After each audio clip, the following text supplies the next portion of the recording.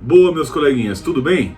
No vídeo anterior nós estudamos as primeiras 3 estratégias contidas no livro A Arte de Ter Razão, de Arthur Schopenhauer. E nesse vídeo aqui nós veremos as próximas 3. Então, sem mais delongas, vamos a elas. Apenas lembrando, caso você não seja inscrito no canal, se inscreve aí, meu jovem. Ajuda esse espaço a crescer. E caso você goste do conteúdo, deixe o seu like, compartilha e, caso tenha algo para você somar, expresse sua opinião aqui nos comentários embaixo. Beleza? Então, solta o Beethoven aí.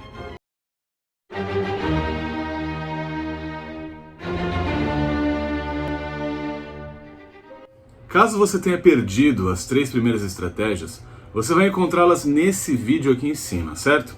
Então depois dá uma conferida lá. A 4ª estratégia do livro e a primeira desse vídeo aqui é a utilização de premissas, ou o que Schopenhauer chamava de pré-silogismo. Utilizaremos premissas que o nosso adversário poderá aceitar sem perceber que ele está justamente dando suporte para o nosso argumento. Schopenhauer diz que para utilizar esse método, nós não devemos deixar na cara que a finalidade de estabelecer essas premissas é justamente a validação da nossa argumentação frente ao nosso adversário. Se há dúvidas que o adversário vá admitir tais premissas, nós podemos apresentar as premissas dessas premissas, estabelecendo conclusões e pré-deduções, de preferência, ele diz, sem ordem entre si, até que o adversário admita tudo o que seja necessário para concluir a nossa tese. Vamos aos exemplos? Olha, o exemplo é bobo e muito simples, mas vocês vão conseguir entender qual a lógica da utilização das premissas, beleza? Digamos que em um debate sobre ideologias políticas, alguém da esquerda tenta desqualificar o meu posicionamento conservador, alegando que o regime militar foi um movimento deplorável que deve ser sempre atribuído e lembrado como algo da direita brasileira. Então, o que eu vou fazer? Eu vou preparar o terreno utilizando as próprias palavras dele contra ele mesmo, para confirmar algumas premissas, certo? Lembrando que quando a gente usa as palavras da própria pessoa contra ela mesma, a gente usa um modo ad hominem, ok? Então, eu vou chegar e falar, olha, eu sou um defensor da democracia. Acho que qualquer tipo de regime diverso dela deve ser condenado. E se houve uma ditadura no Brasil, não deve ser apoiada por qualquer espectro político. Não acha? Com certeza. Afinal, não existe mais nenhum espaço para qualquer tipo de totalitarismo no Brasil e no mundo. Concorda? Verdade! Eu acho, inclusive, que o governo deveria condenar qualquer tipo de desejo de facções políticas em apoiar práticas totalitaristas. Não acha? Todos nós concordamos nisso. Então por que o Lula, enquanto presidente do Brasil, não condena os regimes praticados na Venezuela de Maduro, na Cuba dos Castro e na Nicarágua de Daniel Ortega?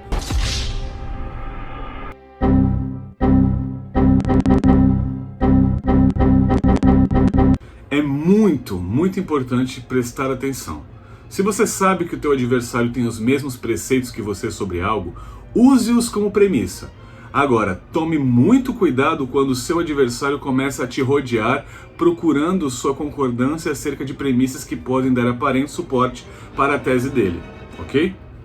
Mas nem sempre existe lógica na parte contrária para a utilização de premissas. Por isso, a 5ª estratégia dada por Schopenhauer é justamente a utilização de premissas falsas. Mas o que é isso? O que é isso aqui? Vamos inventar premissas? Não.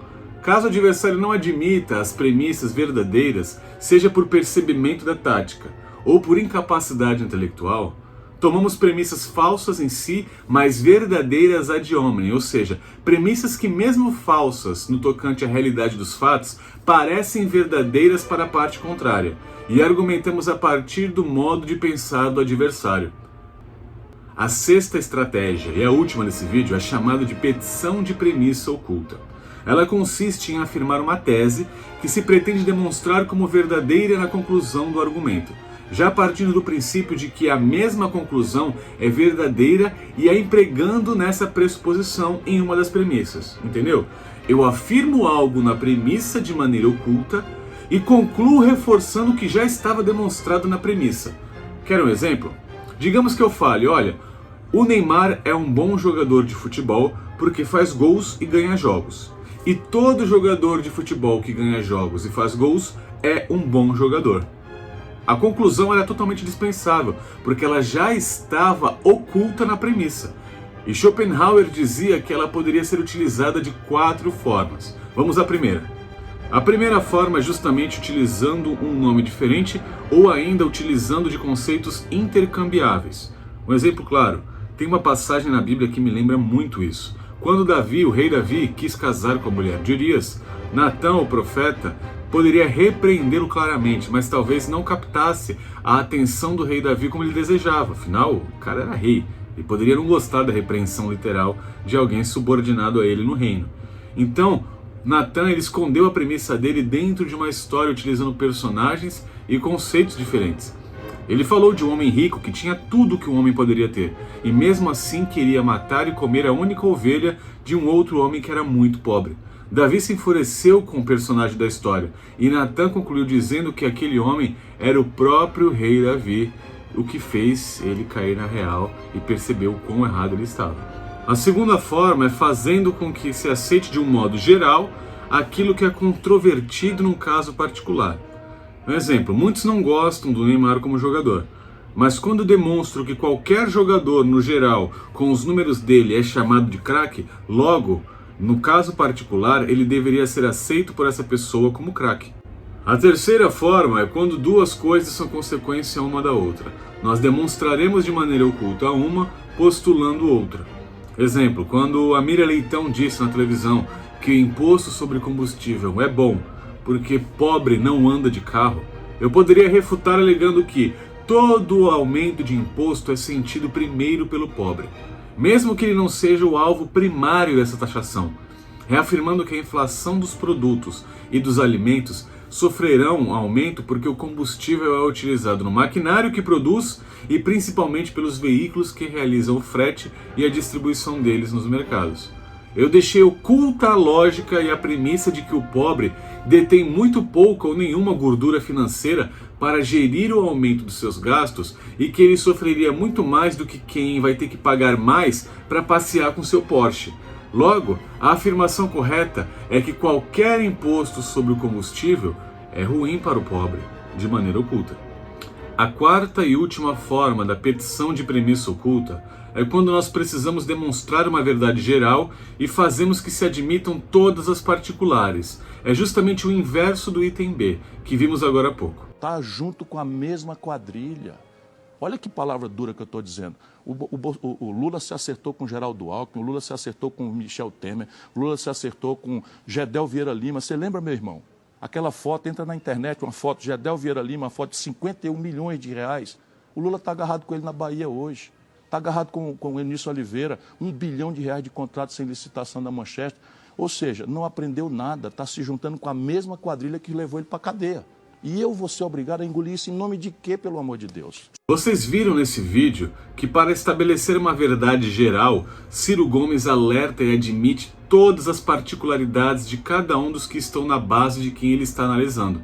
Logo, a premissa oculta é, se todos os indivíduos em volta são deploráveis, todo o esquema é deplorável.